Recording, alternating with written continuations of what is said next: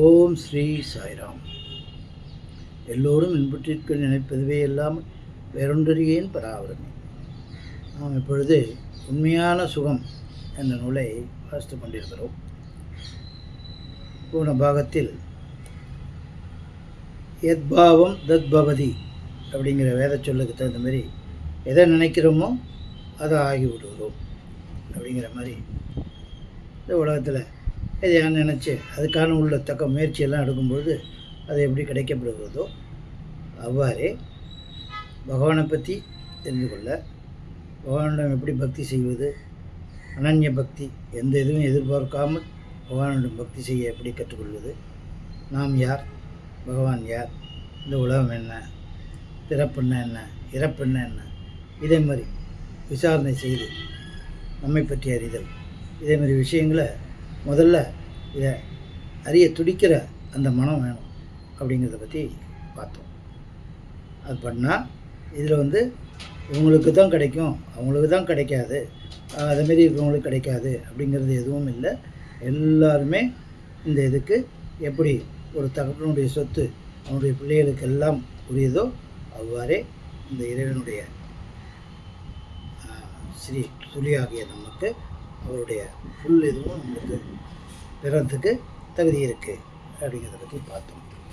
மேற்கொண்டு இந்த மனித உடல் ஒருவனை உயர்நிலைக்கு கொண்டு செல்லும் செயல்களை செய்வதற்காகவே கிடைத்திருக்கிறது.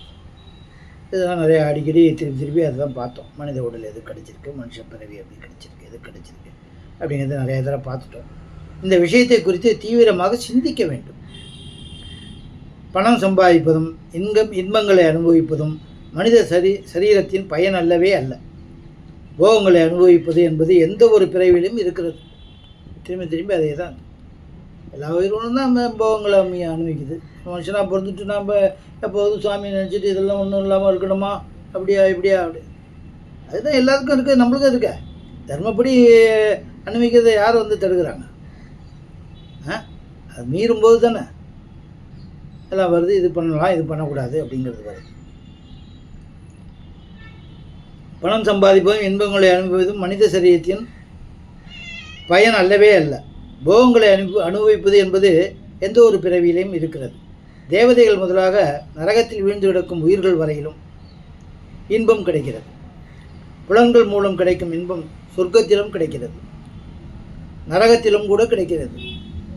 மிகவும் அஞ்சத்தக்க தண்டனைகள் கொடுக்கப்படும் நரகங்களில், அதாவது கொதிக்கும் எண்ணெயில் தள்ளப்படுவது, உடலை துண்டு துண்டாக வெட்டி போடுவது என்ற வேதனைகள் இருந்த போதிலும் அங்கு வசிக்கும் ஜீவன் மரிப்பதில்லை. எப்பொழுது கொதிக்கும் எண்ணெயிலிருந்து வெளியேற்றப்படுகிறதோ அப்பொழுது அந்த ஜீவனுக்கு இன்ப அனுபவம் உண்டாகிறது. சரீரத்தை துண்டு துண்டாக வெட்டுவதனால் துன்பம் உண்டாகிறது. ஆனால் சரீரம் சேர்ந்தவுடன் மறுபடியும் சேர்ந்துடுது. துன்பத்தை அனுபவித்தோடனே அது சேர்ந்துடுது. சரீரம் சேர்ந்தவுடன் ஒரு வகையான இன்பம் உண்டாகிறது. இதே போல பொறிகள் மூலமாக அடையப்படும் இன்பங்கள் நரகங்களிலும் கிடைக்கின்றன. நாய்கள், கழுதைகள், பன்றிகள் முதலியவற்றுக்கும் கூட இன்பம் கிடைக்கிறது. ஆனால் மனித உடல் இன்பம் துய்ப்பதற்கும் உல்லாசமாக வாழ்வதற்கும் மட்டும் இல்லவே இல்லை. துன்பத்தை அனுபவிப்பதற்காகவும் இந்த மனித உடல் இல்லை. இன்பத்தின் உச்சநிலை சொர்க்கத்தில் இருக்கிறது, துன்பத்தின் உச்சநிலை நரகங்களில் இருக்கிறது. மனித உடலில் இன்ப துன்பம் ரெண்டுமே வருகின்றன. ஆனால் மனித உடல் இன்பத் துன்பம் இரண்டை காட்டிலும் மேலே சென்று தனது பேரின்ப நிலையை அடைவதற்காகவே கிடைத்திருக்கிறது. ஒரே இதை திரும்ப எதுக்கு சொல்கிறோன்னா திரும்ப உள்ளத்தில் பதியணுங்கிறதுக்கு தான்.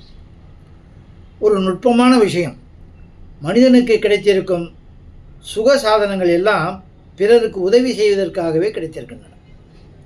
எவ்வளவு துன்பம் துயரம் கிடைத்திருக்கிறதோ அவையெல்லாம் இன்ப நுகர்ச்சி உணர்வை விளக்குவதற்காகவே கிடைத்திருக்கின்றன. இந்த ரெண்டு விஷயங்களும் நன்றாக சிந்திக்கப்பட வேண்டியவைகள். உலக சுகம் என்பது என்ன? எந்த பொருளிடம் ஆசை உண்டாகின்றதோ அது கிடைக்குமேயானால் அதனால் இன்பம் உண்டாகிறது. பணத்தில் ஆசை ஏற்பட்டு பணமும் கிடைத்து விடுமேயானால் சுகம் ஏற்படுகிறது. மிகவும் பசியுள்ள வேளையில் ஆகாரம் கிடைத்தால் இன்பம் உண்டாகிறது. கடுமையான தாகம் ஏற்படும்போது தண்ணீர் கிடைத்தால் இன்பம் உண்டாகிறது. இதே போல் ஆசைகள் நிறைவேறுமேயானால் ஓர் இன்பம் உண்டாகிறது. அந்த இன்பம் ஆசையை சார்ந்து இருக்கிறது. பசி இல்லாத போது சுவையான உணவு கிடைத்தாலும் இன்பம் தோன்றுவதில்லை. மனத்தில் பேராசை இல்லாவிட்டால் பணம் கிடைத்தாலும் இன்பம் உண்டாவதில்லை. அதாவது எந்த பொருள் கிடைக்காததால் துன்பம் உண்டாயிற்றோ அந்த பொருள் கிடைத்தவுடனேயே இன்பம் உண்டாகிறது. உலகத்தில் எவ்வளவு சேர்க்கைகள் இருக்கின்றனவோ அவைகளில் முதலில் துன்பம் உண்டாகும், அப்புறம்தான் அவைகளிலிருந்து இன்பம் உண்டாகும். துன்பம் உண்டாகிவிடில் உலகப் பொருட்கள் இன்பத்தை கொடுக்கவே கொடுக்க மாட்டான். ஆயினால் அந்த இன்பத்துக்கு காரணம் துன்பம்தான். அந்த சுகானுபவத்திற்கு பிறகு கூட துன்பம் நிச்சயமாக இருக்கும். எப்படி? பணம் கிடைப்பதால் இன்பம் உண்டாகிறது, அந்த பணம் போய்விட்டால் துன்பம் உண்டாகிறது. அனுகூலமான சூழ்நிலைகள் கிடைக்கும்போது இன்பமே உண்டாகிறது, அதாவது நம்ம நினைச்சது நடக்கும்போது. அது கை நழுவி போய்விட்டால் துயரம் உண்டாகிறது. இன்பம் வரும்போது நன்றாக இருக்கிறது, போய்விட்டால் கஷ்டமாக இருக்கிறது. இதே போல் துன்பம் வரும்போது கஷ்டமாக இருக்கிறது, போகும்போது நன்றாக இருக்கிறது. நன்றாக இருப்பதும் கஷ்டமாக இருப்பதும் ரெண்டிலுமே இருக்கின்றன. ஒரு பக்கம் இன்பம், ஒரு பக்கம் துன்பம் இருக்கிறது. ஆனால் ரெண்டையும் எடை போட்டு பார்த்தோமேயானால் ஒன்றும் வித்தியாசம் தெரிவதில்லை. பாமர மனிதனுடைய அறிவு ஒன்றின் ஆரம்பத்தையே பார்க்கிறது, ஆனால் அதனுடைய இறுதியை பார்ப்பதில்லை. ஆனால் பகுத்தறியும் திறனுள்ள மனிதன் இதன் விளைவு என்னவாகும் என்று அதன் முடிவை பார்க்கலாம். முடிவை பார்க்கின்றவர்கள் தர்ம விவேகிகள். முடிவை பார்க்கின்றவர்கள் தான் விவேகிகள். ஆனால் எவர்கள் முடிவை பார்க்காமல் ஆரம்பத்தை மட்டும் பார்க்கிறார்களோ அவர்கள் விலங்குகளே. நோயுற்ற மனிதன் தன்னுடைய நாக்கு ருசிக்காக அவனுக்கு தடுக்கப்பட்டவர்களை உண்கிறான். 3 விரற்கடை அளவுதான் நாவின் வசப்பட்டு 3.5 முழமுள்ள உடலை கெடுத்துக் கொள்கிறான். அவனை பகுத்தறிவுள்ள மனிதனாக சொல்ல முடியாது. எவன் அனுமதிக்கப்படாத உணவை புசிக்கவில்லையோ அவன்தான் பகுத்தறிவுள்ள புத்திசாலி. எப்படிப்பட்ட செயல்களால் நரகங்களுக்கு போகும்படி நேருமோ, 84 லட்சம் யோனிகளை சுற்றி சுற்றி திரிய நேருமோ, அடிக்கடி துன்பத்தை அடைய நேரிடுமோ, அப்படிப்பட்ட செயல்களை பகுத்தறிவுள்ள மனிதர்கள் செய்ய மாட்டார்கள். அப்படிப்பட்ட காரியங்களுக்கு அருகில் கூட செல்ல மாட்டார்கள். அவர்கள் எப்பொழுதுமே இன்பமாக இருக்கக்கூடிய செயல்களை மட்டுமே செய்வார்கள்.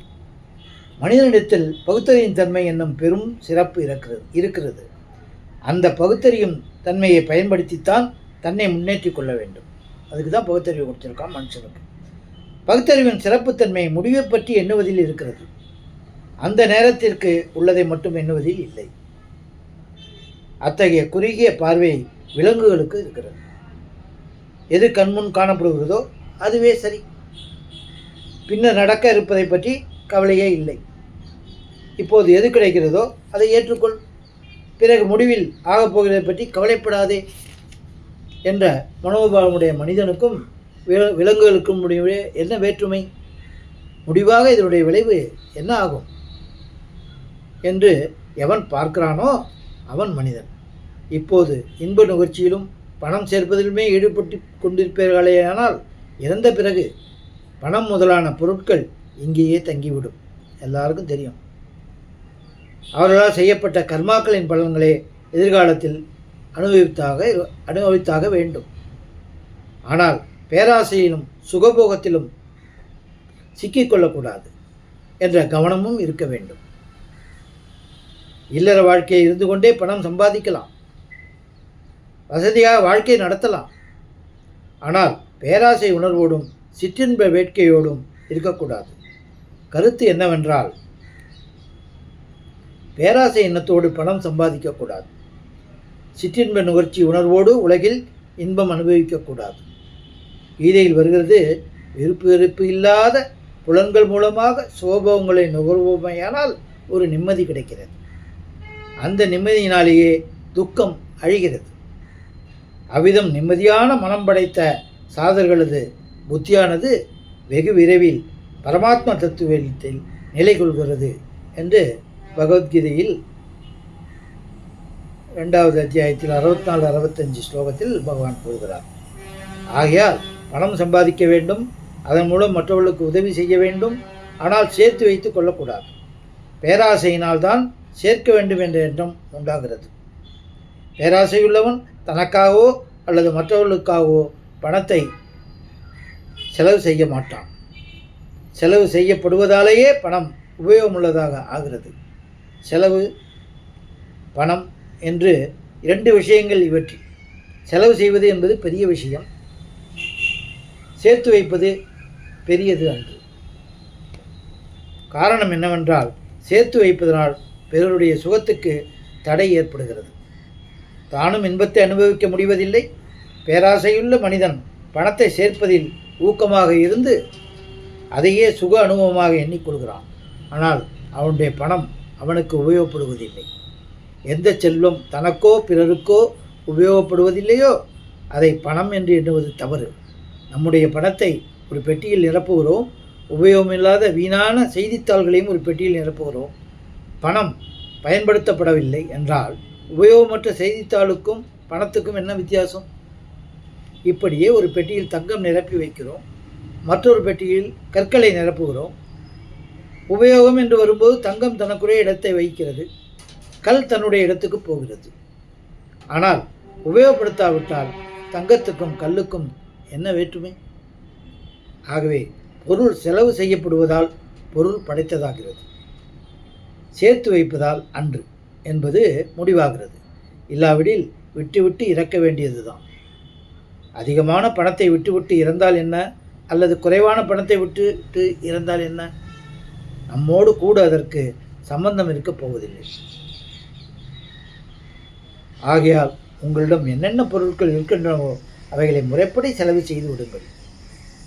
செலவு செய்வதால் உனக்கும் உபயோகப்பட்டதாகும், பிறருக்கும் பயன்பட்டதாகும். பணம் முதலான பொருட்களை வீணை அழிப்பதும் மனிதத்தன்மை இல்லையே, சேர்த்து வைப்பதும் மனிதத்தன்மை இல்லை. எந்த விதமான செலவு அவசியமோ அவ்விதமாக செலவு செய்ய வேண்டும். அத்துடன் நியாயமான முறையில் பணத்தை சம்பாதிக்க வேண்டும். இதனை மனிதத்தன்மை பேராசையில் சிக்கிக்கொள்ளக்கூடாது. இதுதான் மனிதத்தன்மை. நேர்மையான முறையில் பணத்தை சம்பாதிக்கணும், இதுதான் மனிதத்தன்மை. பேராசையில் சிக்கிக்கொள்ளக்கூடாது. உடலை காப்பதன் நிமித்தமே உணவு அருந்த வேண்டும். அதனால் உடல் நன்றாக இருக்கும். பகவானை வழிபடலாம், உலகத்துக்கும் தொண்டு செய்யலாம், வீட்டு வேலைகளும் செய்யலாம். இதற்காக உடலை நன்றாக வைத்து கொள்ள வேண்டும். இன்ப நுகர்ச்சியில் ஈடுபடுவோமேனால் இன்பங்களை நுகர்ந்து நுகர்ந்து உடல் கட்டுவிடுகிறது, ஒன்றுக்கும் பயனற்று போய்விடுகிறது.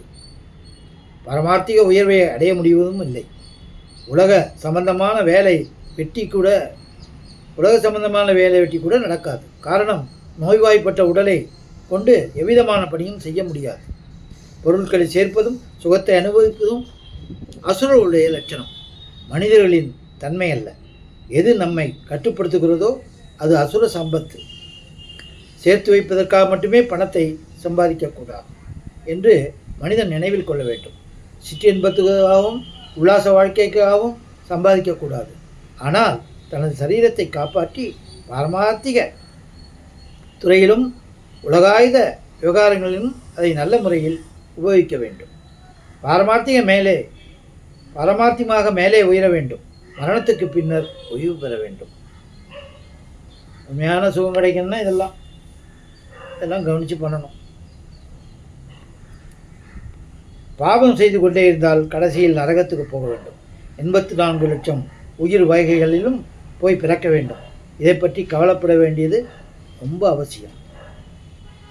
மனிதனது தலையாய குறிக்கோள் பரமாத்மத்தை அடைவதுதான், பேரின்பத்தை நாடுவதுதான். பேரின்பம் என்றால் என்ன? முழு பயனும் வேண்டும், எந்த வழியிலும் சிறிதளவு கூட நஷ்டம் ஏற்படக்கூடாது. சுகம் மேலே மேலே வந்து கொண்டிருக்க வேண்டும். அங்கே துன்பம் என்பது அணுவே கூடாது. ஆனந்தம் மட்டுமே இருக்க வேண்டும். இதைத்தான் பேரின்பம் என்கிறோம், முக்தி என்கிறோம்.